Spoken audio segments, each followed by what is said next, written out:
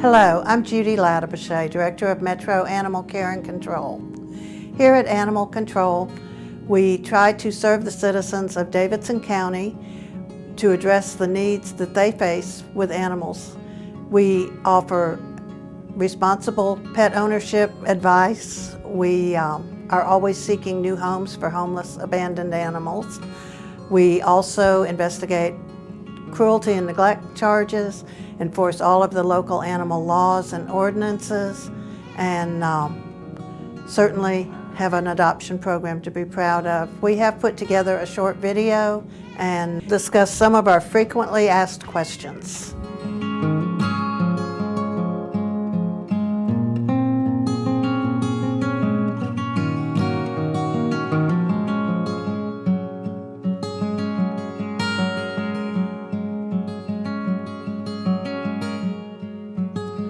Very important to move quickly. If you realize your pet is missing, always have a picture, make flyers, talk to your neighbors, notify Animal Control, notify any veterinary clinic in the area, and get it out there on Pet Finders, get it out there on Craigslist.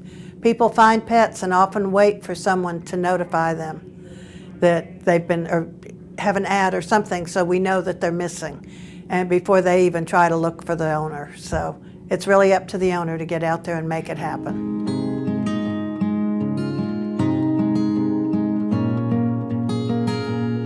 Obviously, a good fence, walking your pet on a leash, not just opening up the door, letting it go out, are very important things. But in our viewpoint, get that animal microchipped, have a rabies tag on its collar. Those are tickets home. It makes such a difference. If your pet is microchipped, it can't be used in research. If someone's going around just picking up pets to sell to a lab, something like that, it can't happen if it's microchipped. If it's microchipped and it comes to any shelter, it will be scanned because we're required to do so. So that means you'll have your pet back pretty quickly.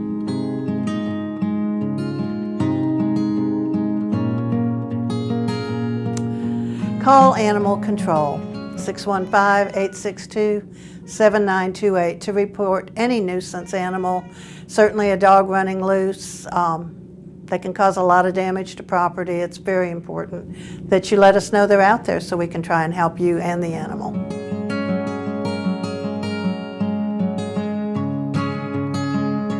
We see so many animals in the shelter. We have had goats, we have had pigs, we get birds actually pretty frequently, rabbits, bunnies, guinea pigs, hamsters, white rats, of course dogs and cats, iguanas. It's just amazing the number of animals that come through here because people get pets often and don't really know much about them. They're cute at the moment and they find out that they're a whole lot of work. So we always have a few things besides just dogs and cats, and certainly in some cruelty cases we have had some horses and all that we have had to find homes for. So you can find almost anything at your local shelter.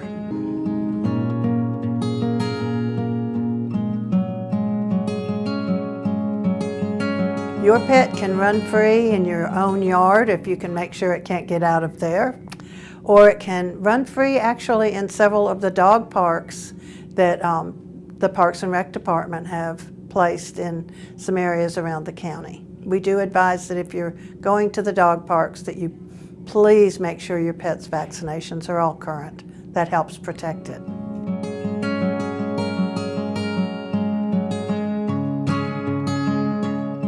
If you are attacked by a dog, the most important thing you can do is to protect yourself.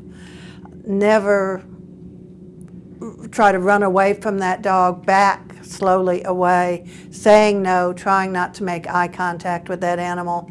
And when you're safely in your home, you call Animal Control because it is very important that you notify someone this has happened. It certainly falls back on the owner of the attacking dog to make sure it never happens again, and we assist on those kind of cases every day.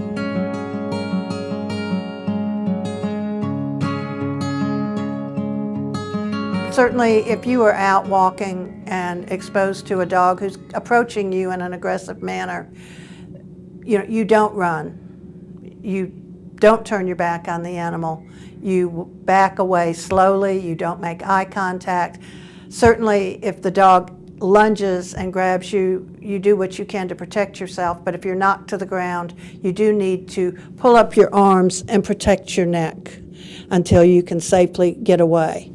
Oftentimes, a dog will approach you, act aggressive, but the minute you say no, it will run home, and we hope that's what will happen. But things you can do just as every day: don't walk up to a strange dog, don't approach a strange dog, don't try and touch it. Train your children not to approach or chase after a dog they don't know, because the dog may be protective, it may be fearful. Whatever the case, you need to try and prevent yourself from being bitten.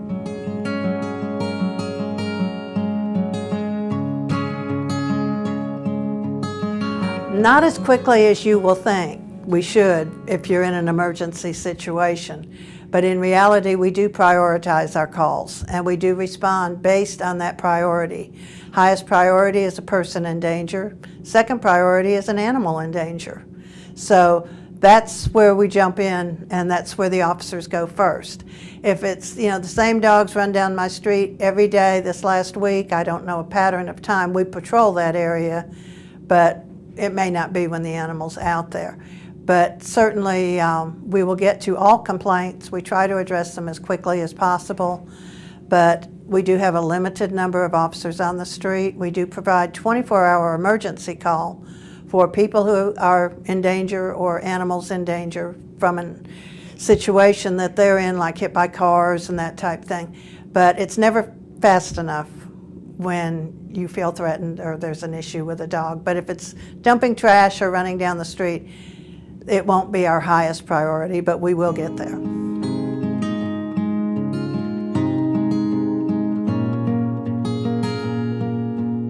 We do offer the Animal Offenders School. It's actually a situation where someone who has been found guilty in the court system, they assign people to attend this training. It's kind of like going to driver's school, I think.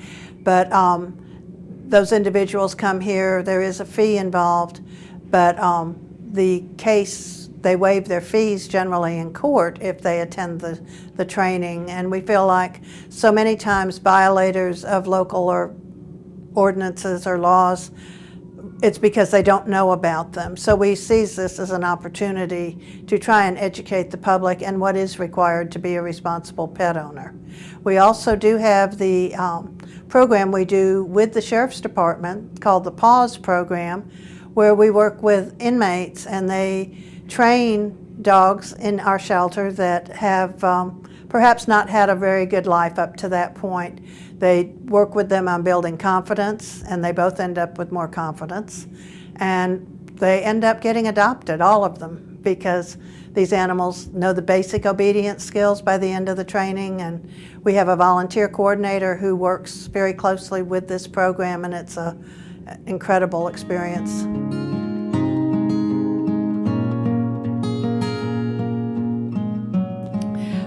Every animal that enters our shelter is vaccinated for distemper parvo. The dogs, distemper parvo. Cats get the upper respiratory vaccine. They're tested for heartworm in dogs and feline leukemia in cats. They're also treated for parasites because that's just a common thing that we see with animals entering the program. Before they leave, they're spayed or neutered and receive their rabies shots. But this is a situation that we do that to basically have control. Herd medicine is what it's called, but it's to try and control our environment so we don't end up with a lot of sick animals. However, we do not offer that service to the citizens of Davidson County and their pets. We do have a listing of all the veterinary clinics in the area. They are wonderful to work with, and if you'll tell us where you live and you need something close by, we probably can tell you where the closest veterinary clinic is to receive those same services.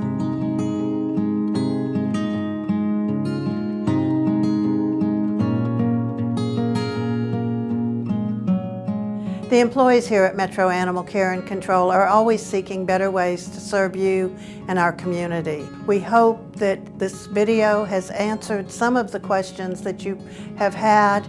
We encourage you to visit the shelter. We ask that you please consider adopting a pet from your shelter, and if you have any further questions, please contact us at 615-862-7928.